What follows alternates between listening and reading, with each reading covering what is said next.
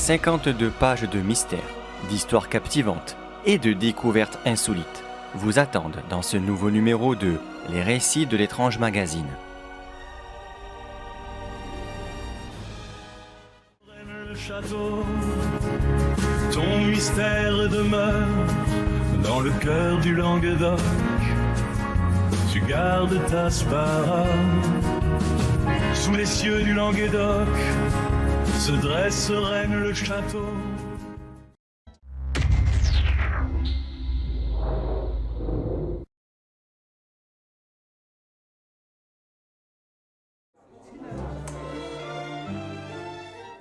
Qui dois-je annoncer, monsieur? Arsène Lupin, gentleman cambrioleur.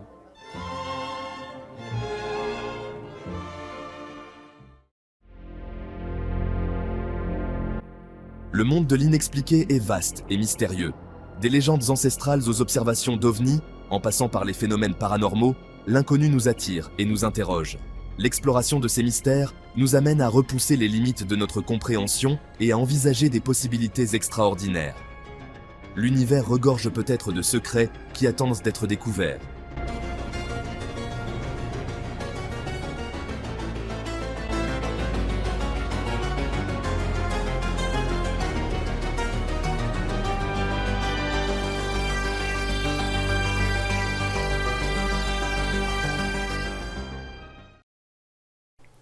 Imaginez un instant que certains des plus grands écrivains français aient été les gardiens de secrets ancestraux. Que leurs romans, loin d'être de simples œuvres de fiction, soient en réalité des messages codés transmis à travers les âges. En 1909, Maurice Leblanc publie L'Aiguille creuse, un roman mettant en scène son célèbre personnage Arsène Lupin. Mais derrière l'intrigue policière se cache peut-être bien plus qu'une simple fiction. Dans ce récit, Lupin découvre qu'une imposante aiguille rocheuse sur les falaises normandes renferme un secret extraordinaire. Cette formation naturelle, vidée et aménagée depuis des siècles, aurait servi de coffre-fort au roi de France. Un lieu où les plus grands secrets du royaume auraient été précieusement conservés.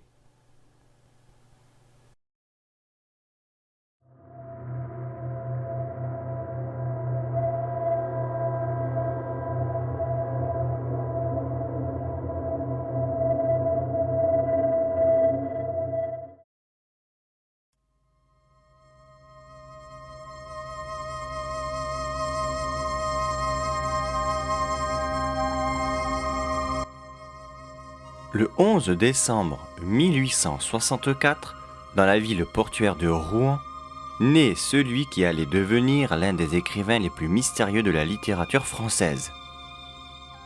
Maurice Leblanc voit le jour dans une famille de la bourgeoisie normande. Un milieu qui marquera profondément son œuvre et sa vision du monde. Les premières années du jeune Maurice sont baignées dans une atmosphère particulière.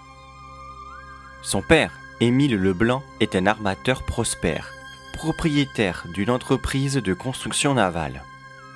Sa mère, Blanche Brohy, issue d'une famille d'architectes, lui transmet peut-être déjà ce goût pour les structures et les secrets qu'elles peuvent receler. La maison familiale, située près du port de Rouen, résonne des récits de voyages et de commerce maritime, nourrissant l'imagination du futur écrivain. Ces années de formation sont marquées par une éducation classique rigoureuse. D'abord élève au lycée Corneille de Rouen, il poursuit ses études à Berlin et à Paris. Cette période cosmopolite forge chez lui une culture européenne étendue et un goût prononcé pour les langues et les civilisations. Mais c'est surtout sa passion pour l'écriture qui s'éveille durant ces années. Contre l'avis de son père qui le destinait aux affaires, le jeune Maurice choisit la voie littéraire. Les débuts de sa carrière d'écrivain sont modestes.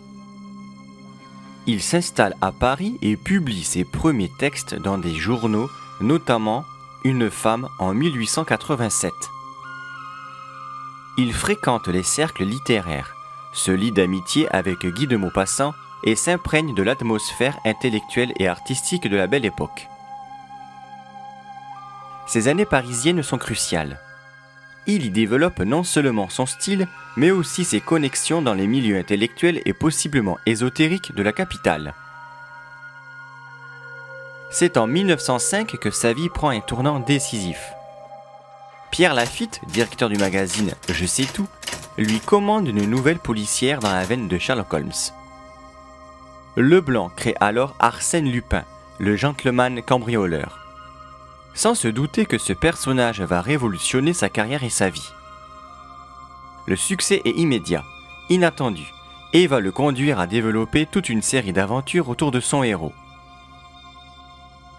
Mais Maurice Leblanc n'est pas qu'un simple auteur de romans policiers. Dans ses œuvres, notamment L'Aiguille creuse, publié en 1909, il tisse une toile complexe mêlant histoire de France, ésotérisme et secret d'État.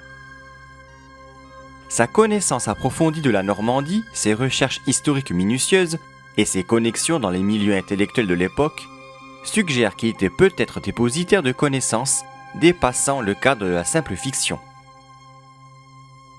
Son installation à Étretat, dans la villa Le Clos Lupin, n'est pas anodine. Ce lieu, théâtre de nombreuses aventures de son héros, devient son refuge créatif. La proximité avec l'Aiguille creuse, cette formation rocheuse qui l'a rendu célèbre, nourrit ses inspirations et peut-être ses secrets. Il y passera une grande partie de sa vie, écrivant inlassablement tout en maintenant des relations avec les cercles intellectuels parisiens. Maurice Leblanc s'éteint le 6 novembre 1941 à Paris, emportant peut-être avec lui des secrets qu'il n'aura transmis que sous le voile de la fiction. Son œuvre, particulièrement L'Aiguille creuse, continue d'intriguer les chercheurs et les passionnés, suggérant que derrière le romancier se cachait peut-être un initié, gardien de mystères historiques qu'il nous appartient encore de décrypter.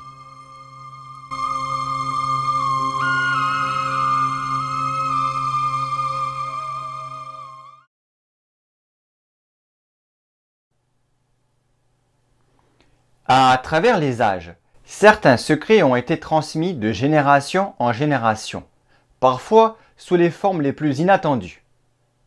Et si certains des plus grands écrivains français avaient été les gardiens silencieux de mystères ancestraux? Et si leurs romans, que nous considérons comme de simples œuvres de fiction, étaient en réalité des messages codés traversant le temps?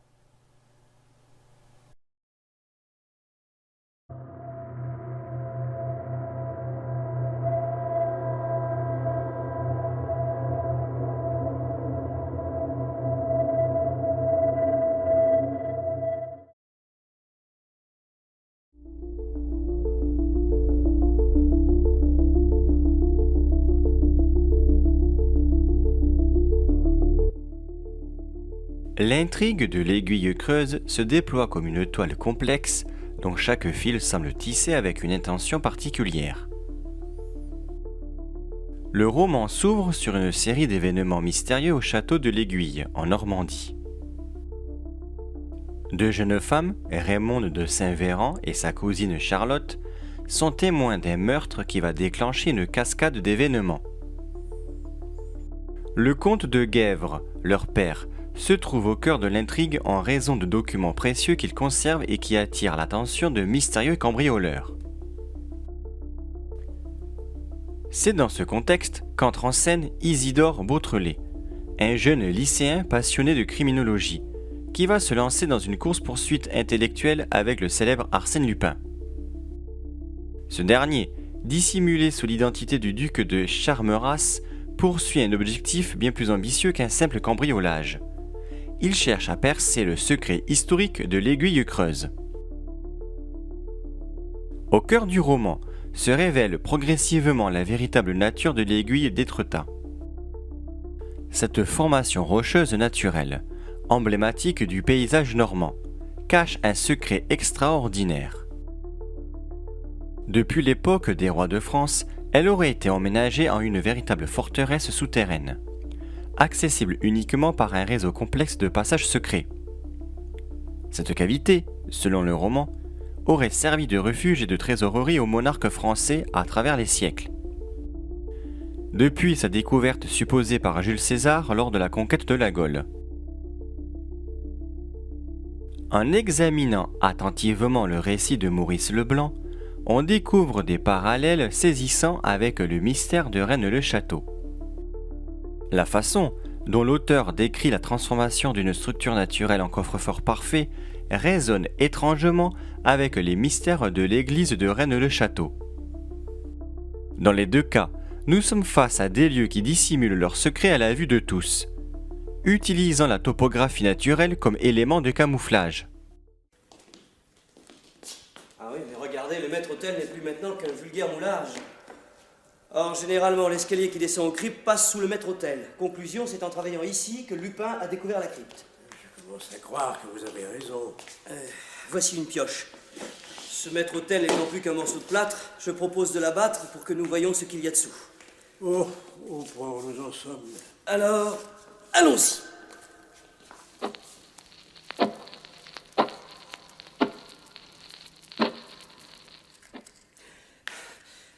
Vous avez entendu?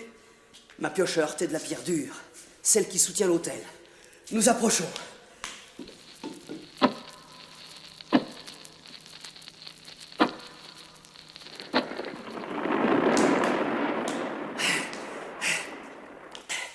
La pierre de soutènement est tombée dans la crypte. Penchez-vous. Vous sentez cet air froid? Oui. Une allumette, vite. Là! Regardez l'escalier! Le thème de la transmission du secret à travers les âges occupe une place centrale dans le roman. Maurice Leblanc évoque spécifiquement Louis XIV et Marie-Antoinette comme gardiens de ce savoir secret, établissant une chaîne de transmission qui rappelle les théories sur la préservation des mystères de Rennes-le-Château. Cette notion de transmission initiatique se retrouve dans les deux histoires, suggérant l'existence de réseaux de gardiens du secret à travers les époques. Le roman accorde une importance particulière aux codes et messages cachés. Le message cryptique « La chambre des demoiselles 40N, 50E » guide vers l'entrée secrète de l'aiguille, tout comme les messages codés supposément dissimulés dans l'église de Rennes-le-Château. Cette utilisation de la géométrie sacrée et des codes architecturaux constitue un pont troublant entre les deux mystères. Les documents historiques jouent également un rôle crucial dans le récit de Leblanc.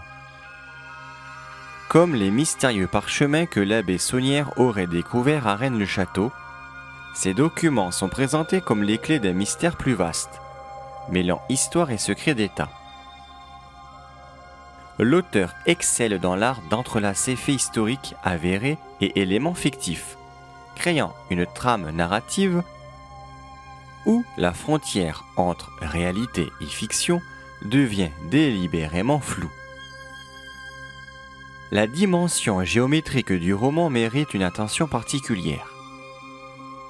Les descriptions précises d'angles, de mesures et de calculs nécessaires pour localiser l'entrée secrète font écho aux nombreuses théories géométriques développées autour de l'église de Rennes-le-Château et de son environnement.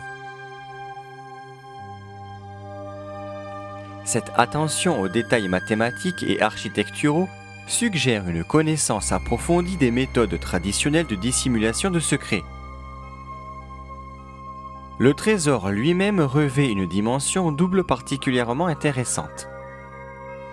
Au-delà de sa valeur matérielle, il représente un secret historique et politique d'importance capitale.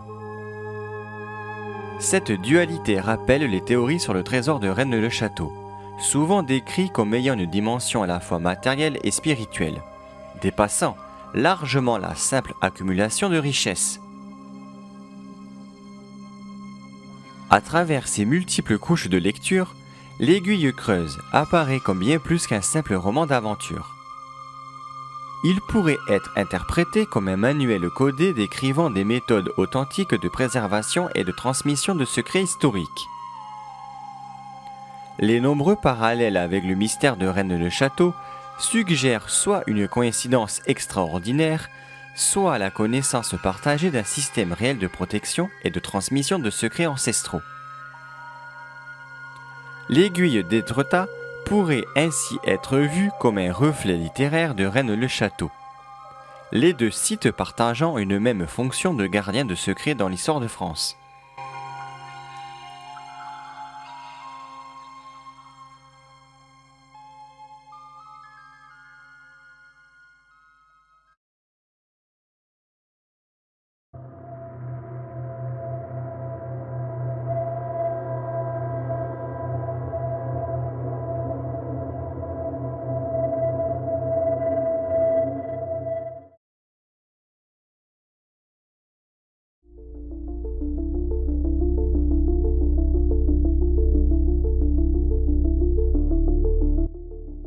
En 1909, Maurice Leblanc publie L'Aiguille creuse. Son héros, Arsène Lupin, le gentleman cambrioleur, y découvre un secret extraordinaire dissimulé dans les falaises d'Étretat. Cette imposante aiguille rocheuse qui se dresse face à la mer cache en son sein une vérité stupéfiante. Ses entrailles auraient été vidées et aménagées depuis des siècles pour servir de coffre-fort au roi de France. Un sanctuaire naturel où les plus grands secrets du royaume auraient été précieusement conservés à l'abri des regards indiscrets. Cette histoire n'est pas sans rappeler un autre mystère qui, depuis des décennies, captive chercheurs et passionnés. Celui de Rennes-le-Château. Cette modeste commune de l'Aude, perchée sur sa colline tel un nid d'aigle, semble garder elle aussi des secrets d'une importance capitale. Beaucoup disent que Maurice Leblanc en savait long sur l'affaire de Rennes-le-Château. Il est vrai que dans son œuvre lupinesque, il nous parle de Monseigneur de Bonnechose, de l'abbé Gélis, et il est vrai qu'il utilise des noms propres qui nous font penser à l'environnement de Rennes-le-Château, tels que les communes d'Arques, d'Annègre, Rénoir, Varennes, Sarceaux et d'autres encore. Certes, en fouillant dans le vécu de Béranger Saunière et celui de Maurice Leblanc, on trouvera certains liens potentiellement exploitables, qui pourraient confirmer que Maurice Leblanc connaissait bien l'affaire. Alors, considérant ces données, quelle serait la motivation de Maurice Leblanc à glisser çà et là quelques indices, qui informaeraient une toute petite partie de ses lecteurs qu'il savait? Si tel avait été son seul but, ce serait sans intérêt, n'est-ce pas? Alors, pensez-vous qu'autre chose est cryptée dans son œuvre? Mais alors quoi donc? Et surtout, pourquoi à votre avis l'a-t-il fait? Les similitudes entre ces deux énigmes sont saisissantes. Dans les deux cas, nous retrouvons des trésors royaux dissimulés au cœur même de structures naturelles ou architecturales. Des messages codés laissés comme des miettes de pain à travers l'histoire et une géographie particulière servant de coffre-fort naturel. Plus encore, ces deux mystères entretiennent des liens profonds avec l'histoire de France. Comme si chaque pierre, chaque document, chaque indice était une pièce d'un puzzle infiniment plus vaste. Maurice Leblanc n'était pas seul dans cette entreprise de transmission voilée. Un autre géant de la littérature française, Jules Verne, semble avoir lui aussi tissé dans la trame de ses œuvres des fils conducteurs menant à ces mêmes secrets. Dans son roman, Clovis d'Ardentor, il fait référence à des noms intimement liés à la région de Rennes-le-Château, comme s'il voulait attirer l'attention du lecteur averti sur ce lieu particulier. Ces deux auteurs majeurs partageaient bien plus que leur talent d'écrivain. Tous deux possédaient une connaissance approfondie de l'histoire de France, un intérêt marqué pour l'ésotérisme, et appartenaient à des cercles intellectuels fermés, où circulaient peut-être des informations privilégiées. Leur façon similaire de dissimuler des indices dans leurs œuvres laisse penser qu'ils partageaient peut-être un même secret, une même mission, celle de transmettre sous le voile de la fiction des vérités trop importantes pour être révélées ouvertement. Pouvons-nous vraiment parler de simple coïncidence?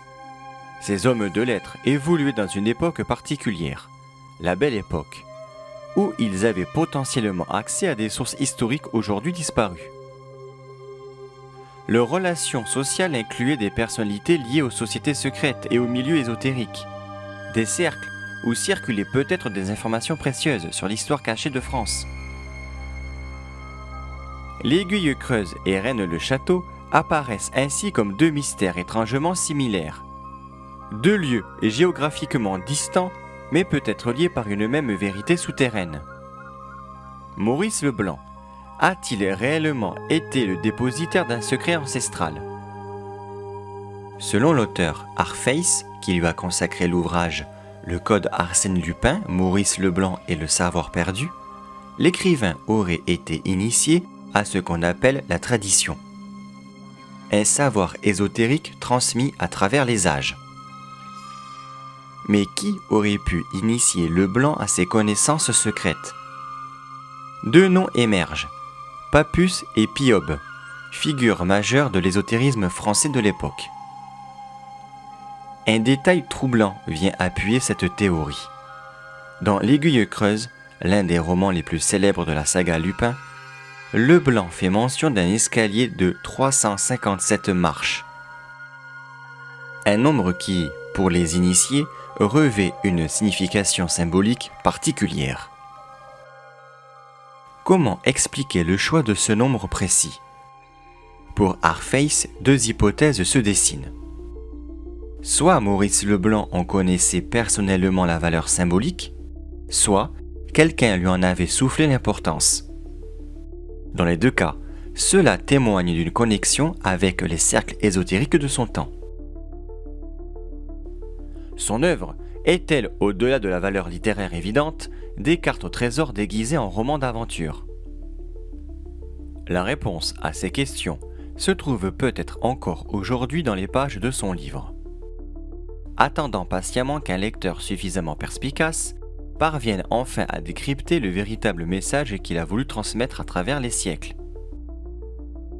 Un message qui pourrait bien bouleverser notre compréhension de l'histoire de France.